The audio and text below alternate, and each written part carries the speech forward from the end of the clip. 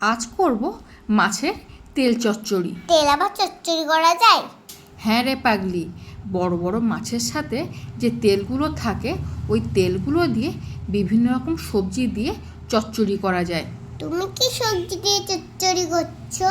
তেল চচ্চড়ির জন্যে পারফেক্ট সবজি হলো বেগুন। এই দেখ না কীভাবে করছি। 20 ml মতো সর্ষের তেল দিয়ে কালো জিরে ফোড়ন দিয়ে পেঁয়াজ আর কাঁচা লঙ্কা দিয়ে একটু লাল লাল করে ভেজে নিয়ে আদা রসুন বাটা দিয়ে এবং জিরে গুঁড়ো, লবণ ও হলুদ দিয়ে ভালো করে নেড়ে চেড়ে দিয়ে দিচ্ছি মাছের তেলগুলো। গ্যাসের ফ্লেমটা লোতে রেখে মাছের তেলগুলো প্রায় 1 থেকে 1.5 মিনিট ভাজা ভাজা করে নিয়েছি।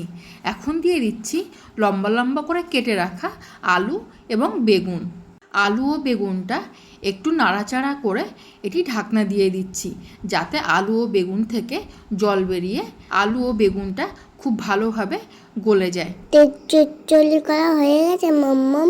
না রে, আর একটু ভাজা ভাজা করে নিই, তা না হলে মাছের তেলের একটা গন্ধ লাগবে। ব্যাস, এবার হয়ে গেছে। এটা ঢাকনা দিয়ে বেশ কিছুক্ষণ রেখে দিয়ে গরম গরম ভাতের সাথে পরিবেশন করে নিচ্ছি। খেয়ে বল তো কেমন হয়েছে? খুব ভালো হয়েছে। ভিডিওটি ভালো লাগলে প্লিজ একটা লাইক করে দেবেন।